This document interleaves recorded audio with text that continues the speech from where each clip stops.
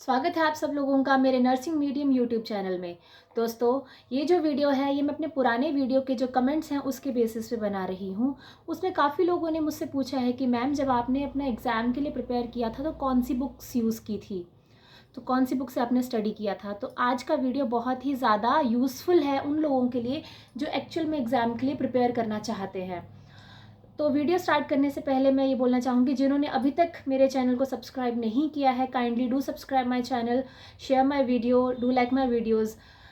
सो देखिए, बुक्स जब भी हमें चूज़ करनी है अपने एग्ज़ाम की प्रिपरेशन के लिए, हमेशा स्टैंडर्डाइज बुक चूज़ कीजिए। स्टैंडर्ड बुक चूज़ करना बहुत ज़रूरी है, ऑथेंटिक बुक चूज़ करना बहुत ज़रूरी है।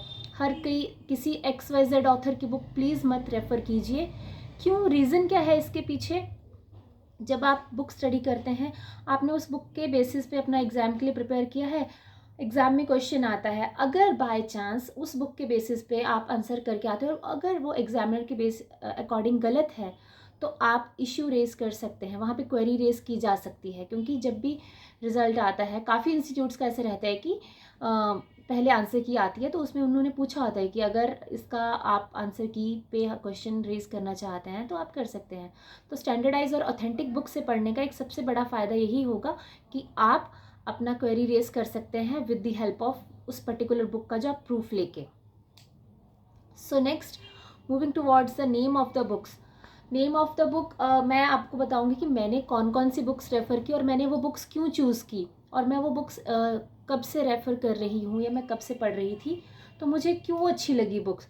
सबसे पहले मैंने सबसे ज़्यादा, मुझे मतलब एक मेरी फेवरेट है, ये है एनक्लेक सॉन्डर्स। ये सॉन्डर्स की बुक है and this book is my favourite. ये मैंने परचेज़ की थी 2016 में। 16 से मैं ये बुक फॉलो कर रही हूँ and this book is one of my favourite and it's a very good book. अगर आप इस बुक को अच्छे से स्टडी करते हैं तो आपके बहुत सारे डाउट्स क्लियर हो जाते हैं। और इस बुक की सबसे अच्छी बात यह है कि इसमें पहले थ्योरी है और साथ ही साथ उसके MCQs हैं, और MCQs के जो आंसर्स दिए गए हैं वो अलॉन्ग विद रैशनल्स हैं। तो हमारा एक डाउट, मतलब इसमें क्या रहता है कि एक चीज़ एक टाइम पे एक चीज़ क्लियर नहीं होती है, तीन चार मल्टीपल डाउट्स हमारे क्लियर होते हैं। तो कॉन्सेप्ट बहुत ज़्यादा अच्छे से दिया गया है इसमें। तो जब भी आप एनक्लिक्स पढ़ेंगे, मे बी आपको स्टार्टिंग में ऐसा लगे, जैसे कुछ बच्चे जो GNM करके आते हैं या कुछ लोग जो हिंदी मीडियम से पढ़ के हैं, तो उनको थोड़ा सा, आई थिंक इस बुक का लैंग्वेज स्टार्टिंग में थोड़ा सा वो लग सकता है, बट टाइम दीजिए थोड़ा सा। आप 5-10 दिन का टाइम देंगे, आप कोशिश कीजिए समझने की, मतलब हिम्मत नहीं हारनी है। अगर आप ठान के चलेंगे कि मुझे समझनी है ये बुक और मुझे पढ़नी है ये बुक, तो आपको आ जाएगा। आप स्टार्टिंग में अगर हिम्मत हार जाएंगे फिर आपको कोई समझा नहीं सकता। हाँ, किसी से हेल्प ले सकते हैं अगर थोड़ा बहुत नहीं समझ में आ रहा है, क्योंकि इस बुक को पढ़ने का एक तरीका है। जब आप वो तरीका सीख लेंगे, क्योंकि कईयों का रहता है मैं सिर्फ थ्योरी थ्योरी पढ़ूंगा, MCQs में खुद कर सकता हूँ, नहीं कर सकती हूँ, ऐसा नहीं होता है। आपने इस बुक के अकॉर्डिंग जब पढ़ना है तो इसकी थ्योरी पढ़िए और उसके बाद उसके MCQs पढ़िए, तो आपको ईजीली आप कोरिलेट कर पाएंगे कि जो मैंने थ्योरी में पढ़ा है वो MCQs में भी वैसा है।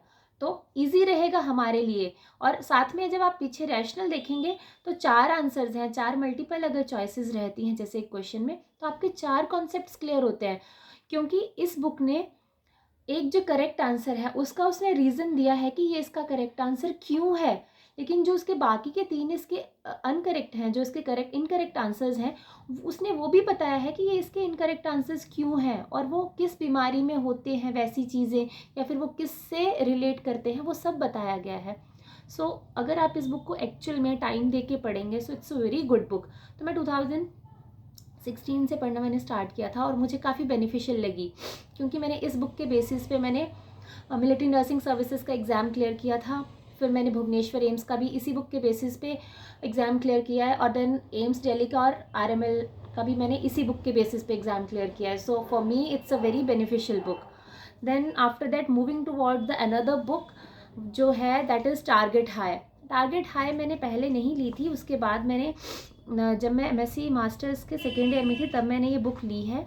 और मैंने ये बुक लाइक परचेज़ नहीं किया, मैंने इसकी फ़ोटोकॉपी करवाई थी, तो मेरे पास ये इस फॉर्म में है। तो आप जैसे आपकी अपनी अफोर्डेबिलिटी है, बिकॉज़ उस समय मैं स्टूडेंट थी, तो जितना हमारा मतलब पॉकेट मनी रहती है, जैसे भी रहता है आप अपने हिसाब से फ़ोटोकॉपी करवा सकते हैं, या नया परचेज़ करना है नई परचेज़ कर सकते हैं। बुक स्टोर्स में कई बार कुछ डिस्काउंट रेट्स पे मिल सकती है, तो वहाँ से भी आप परचेज़ कर सकते हैं इस बुक को। तो इस बुक का सबसे इम्पॉर्टेंट बड़ी अच्छी चीज़ एक ये है कि इसके जो लास्ट पेजेस हैं वहाँ पे आपको अलग अलग इंस्टीट्यूट्स के क्वेश्चन पेपर्स मिलते हैं जो प्रीवियस ईयर्स में हो चुके हैं। अलग अलग इंस्टीट्यूट जैसे ESIC, PGI चंडीगढ़, या फिर ये जो BHU है, जिपमर वगैरह है। तो इन सारे काफ़ी इंस्टीट्यूट्स के, एम्स वगैरह के तो काफ़ी क्वेश्चन पेपर्स इसमें रहते हैं। तो आपके लिए बहुत अच्छी है ये बुक कि अगर हमें पुराने ईयर्स के क्वेश्चन पेपर्स देखने हैं या फिर उनके पैटर्न्स देखने हैं तो ये हमें हेल्प करेगी। इसमें थ्योरी भी दी है और इसमें n नंबर ऑफ़ क्वेश्चंस है, बहुत सारे मल्टीपल चॉइस क्वेश्चंस हैं। तो जैसे कि मैं बोलती भी हूँ, अपने पहले वाले वीडियो में भी मैंने बोला है, या फिर मैंने अगर किसी को सजेस्ट भी, मैंने यूजुअली ऐसा रहता है जो मेरा स्टडी पैटर्न है तो मैं सेम वही सजेस्ट करती हूँ, क्योंकि मुझे उससे बेनिफिट हुआ है तो मैं वही सजेस्ट करती हूँ कि दिन में थ्योरी कीजिए, 3 या 4 घंटे थ्योरी पढ़िए, उसके बाद 1 घंटा आप MCQs कीजिए। तो मैं MCQs इसी बुक में से फॉलो करती थी मैक्सिमम, जो मैं अपने को इवेल्युएट करने के लिए करती थी। तो काफ़ी अच्छा रहा मेरे लिए उसका रिज़ल्ट। इसके अलावा जो और बुक मैंने फॉलो की है वो है PR यादव की। PR यादव के हमारे पास 2 वॉल्यूम है, एक है वॉल्यूम 1 और वॉल्यूम 2। वॉल्यूम 1 जो है उसमें आपको थ्योरी मिलेगी, वो पिंक कलर का है, तो आपने थ्योरी स्टडी करनी है उसमें से अगर, तो आप वॉल्यूम 1 पिक कीजिए PR यादव का। और अगर आपने MCQs करने हैं तो आप वॉल्यूम 2 रेफ़र कीजिए। तो जब सबसे पहले तो आप थ्योरी ही करेंगे ना, तो उसके लिए आपको वॉल्यूम 1 परचेज़ करना पड़ेगा। देन थ्योरी के बाद जब आपने MCQs करने हैं तो volume 2 is good for that. तो वॉल्यूम 2 में जो क्वेश्चंस दिए गए हैं उसमें जैसे NCLEX में वो चीज़ आपको नहीं मिलेगी जो आपको टारगेट हाई और PR यादव में मिलेगी। वो क्या है कि जो क्वेश्चंस हैं उनके सामने ब्रैकेट में, वहाँ उस वाली बुक में भी ऐसा है कि ब्रैकेट में सामने लिखा गया है कि ये वाला क्वेश्चन किस पेपर में किस ईयर में आ चुका है। सो उससे हमें हेल्प मिल जाती है कि उस टाइम पे एग्जामिनर का जो एग्ज़ाम डालने का स्टैंडर्ड था वो कैसा था, अभी स्टैंडर्ड कैसा है। क्योंकि देखिए, बीमारियां पहले भी वही थी, अभी भी वही हैं, डिजीज़ कंडीशंस चेंज नहीं हुई हैं। बाय द टाइम उनके ट्रीटमेंट चेंज हुए हैं, उनकी डायग्नोस्टिक इवेल्युएशंस चेंज हुई हैं, जो अपग्रेड हुई हैं, चेंज नहीं बोल सकते, बेसिकली अपग्रेड बोल सकते हैं। तो चेंजेस यही आए हैं। तो उन चीज़ों की वजह से डेफिनेटली एग्ज़ाम्स के स्टैंडर्ड भी अपराइज हुए हैं। उसके बेसिस पे इन बुक्स के जो अपडेटेड वर्जन्स हैं वो हमें फॉलो करने हैं। तो मैंने तो यही बुक्स 3 फॉलो की थी, एंड दीज 3 बुक्स अगर ये आप अच्छे से स्टडी कर लेते हैं, these are more than sufficient to crack any exam. इसके अलावा और बुक्स हैं जैसे NCLEX, इनकी ही है एक मॉस्बी। मतलब मुझे वैसे पढ़ने में इट्स गुड, बट उसकी थोड़ी सी लैंग्वेज थोड़ा टफ है, तो मतलब वो थोड़ी टाइम कंज्यूमिंग है, तो आपको टाइम देना पड़ेगा उसके लिए। तो इसीलिए मैं मॉस्बी रिकमेंड नहीं करती कि मॉस्बी आप यूज़ कीजिए, बिकॉज़ एग्ज़ाम प्रेपरेशन के लिए बच्चों के माइंडसेट ऑलरेडी स्ट्रेस्ड होते हैं, तो फिर थोड़ा सा मॉस्बी और परेशान कर सकती है आपको। इसलिए मॉस्बी मैं बोलूँगी नहीं पढ़ने के लिए, बट हाँ, if anybody is willing then they can purchase और they can refer that book. Otherwise these 3 books and these 3 books are more than sufficient अगर आप पढ़ना चाहते हैं। अदरवाइज़ तो मार्केट में प्रीति अग्रवाल भी है, जिनको लैंग्वेज में थोड़ा सा मतलब डिफ़िकल्ट लग सकता है, तो Preeti Agarwal is also good book, तो आप वो भी रेफ़र कर सकते हैं। So this is all about कि मैंने कौन से बुक्स रेफ़र किए, कौन से बुक मैंने अब फॉलो करके अपने एग्ज़ाम्स क्रैक किए हैं। तो इन सब बुक्स को आप इजीली बुक स्टोर पे अवेलेबल हैं। अगर किसी को ऑनलाइन परचेज़ करना है तो अमेज़ॉन के links I will provide you in description box, आप डायरेक्टली वहाँ पे क्लिक करके परचेज़ कर सकते हैं।